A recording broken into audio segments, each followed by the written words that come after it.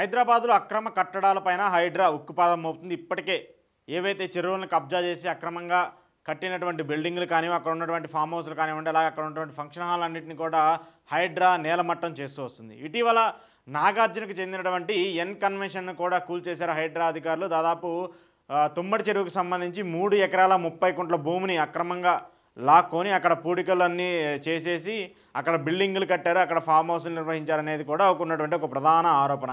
దానికి సంబంధించి వాళ్ళకి నోటీసులు ఇచ్చినప్పటికి కూడా ఎక్కడా కూడా స్పందించకపోవడంతో హైడ్రా దానికి సంబంధించి డిమాలిషన్ ప్రక్రియ ప్రారంభించింది. ఇలానే హైదరాబాద్కి సంబంధించి ఎక్కడెక్కడ అక్రమాలకు గురైనటువంటి భూములు ఉన్నాయో వాటన్నిటిని తిరిగి తీసుకునేందుకు, లేదంటే పర్మిషన్ల పేరుతో దొంగ పర్మిషన్లు ఇచ్చి G+1కి పర్మిషన్ తీసుకుని G+2లు G+4లు కట్టినటువంటి బిల్డింగ్లు కానీ అపార్ట్మెంట్లు కానీ ఏవైతే ఉన్నాయో వాటన్నిటిని కూల్చేస్తామని చెప్పేసి ఇప్పటికే రేవంత్ సర్కార్ ఒక అల్టిమేటం అయితే జారీ చేసింది. దానికి అనుగుణంగానే హైడ్రా పనులు చేసుకుంటూ వస్తుంది. ఇప్పటికే చాలామంది పెద్దల ఇళ్లకు సంబంధించి, పెద్దల ఫామ్ హౌస్లకు సంబంధించి, దానితో పాటు పెద్దలకు సంబంధించినటువంటి వాళ్ళ కాలేజీలో ఉన్నటువంటి ఏవైతే అక్రమాలకు గురైనటువంటి భూములు ఉన్నాయో వాటన్నిటిని కూడా కూల్చేస్తూ వస్తున్నారు. అయితే దీనిపైన నిన్న సీఎం రేవంత్ రెడ్డి స్పందించారు. సీఎం రేవంత్ రెడ్డి స్పందించి కొన్ని కీలక వ్యాఖ్యలు చేశారు ఈ కూల్చివేతలకు సంబంధించి. అయితే నిన్న ఆయన ఏమన్నారో ఒకసారి చూస్తే, భగవద్గీత స్ఫూర్తితోనే ఇవన్నీ చేస్తున్నా, చెరువుల్లో శ్రీమంతుల ఫామ్ హౌస్లు, తాగునీటి జలాశయాల్లోకి, వాటి మురుగు కాల్వలకు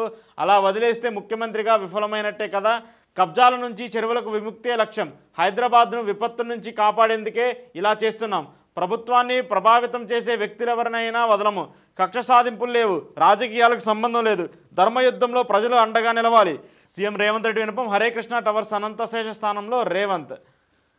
నగరంలోని అక్రమ కట్టడాలు కూల్చేందుకు స్ఫూర్తి భగవద్గీత అని సీఎం రేవంత్ రెడ్డి చెప్పారు. ధర్మాన్ని రక్షించేందుకు గీతలో శ్రీకృష్ణుడు బోధించిన యుద్ధనీతి స్ఫూర్తితోనే ప్రజల జీవన విధానంలో సంస్కృతితో భాగమైన చెరువులను సంరక్షించేందుకే మహాయజ్ఞానికి తమ ప్రభుత్వం నాంది పలికిందన్నారు.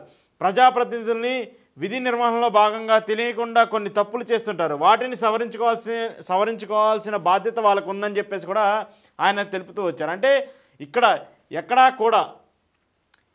కూడా అక్రమాలు గురైనా, లేదంటే చెరువులకు సంబంధించో, లేదంటే ప్రకృతి విపత్తులుగా ఉన్నటువంటి అక్కడి తరుణంలో వాటిని కావాలని చెప్పేసి ఆక్రమించి అక్కడ బిల్డింగ్లో ఏవి కట్టినా కూడా వదిలే ప్రసక్తి లేదని చెప్పేసి ఆయన క్లియర్గా చెప్తున్నారు. ఇది రాజకీయ సంబంధించిన ప్రక్రియ కాదు, కక్షలు తెచ్చుకోవడానికి సంబంధించిన ప్రక్రియ కాదు.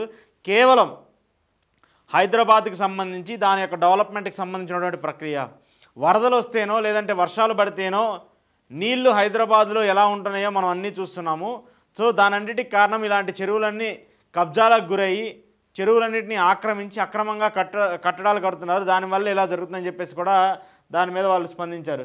ఇక బఫర్ జోన్లో మాజీ మంత్రులు, ఎమ్మెల్యేలు, ఎమ్మెల్సీల నిర్మాణాలు, వ్యాపారులు, సినీ ప్రముఖులవి, హిమాయత్ సాగర్లో భవనాలు, గండిపేటలో పల్లంరాజు, కావేరీ సీడ్స్, ప్రో కబడ్డీ ఓనర్ల ఆక్రమణలు, నందగిరి హిల్స్ పార్కు కబ్జాకు కూడా దానం నాగేందర్ సహకారం. బుమర్ఖాన్ దౌలా చెరువులో కట్టడాల వెనుక మజ్లిస్ నేతలు.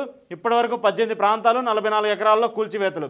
ఎన్ కన్వెన్షన్లో 4.9 ఎకరాల్లో నిర్మాణాలు నేలమట్టం. అభివృద్ధి క్రమంలో భూముల ధరలు అనూహ్యంగా పెరగడంలో కబ్జా చేసి కొందరు తమ తక్కువ ధరకు కొని ఇంకొందరు హైదరాబాద్లో మహానగరంలో చెరువులు, పార్కులు, నాలాలు పక్కన ప్రభుత్వ స్థలాలను చెరపట్టి ప్రజాప్రతినిధులు, రాజకీయ అధికార అండలున్నాన్ని వ్యాపారస్తులు, సినీ ప్రముఖులు, ఆక్రమణలకు పాల్పడిన నాయకులు, అధికార ప్రతిపక్షం అన్న తేడా లేదు.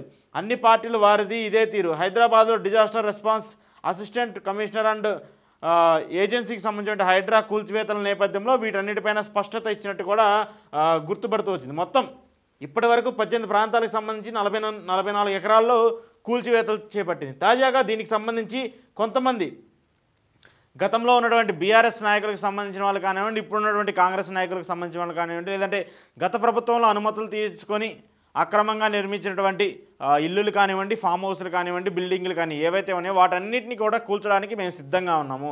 ఇక్కడ రాజకీయం అనే మాట కాకుండా అక్రమాలు చేసినటువంటి ఎవరైనా సరే వాటన్నిటి కూడా నేలమట్టం చేస్తామని చెప్పేసి రేవంత్ రెడ్డి గారు చెప్తున్నారు. గతంలో కూడా బీఆర్ఎస్ పార్టీకి సంబంధించి కొంతమంది, అంటే మల్లారెడ్డి లాంటి వాళ్ళకి సంబంధించినటువంటి వాళ్ళ యూనివర్సిటీలకు సంబంధించి, లేదంటే వాళ్ళ కాలేజీకి సంబంధించి అక్రమంగా భవనాలు, లేదంటే అక్రమంగా గోడలు నిర్మించారని చెప్పేసి ఒక ఆరోపణలు ఉన్నాయి. దాని మీద కూడా కూల్చివేసిన ఘటనలు కూడా ఉన్నాయి.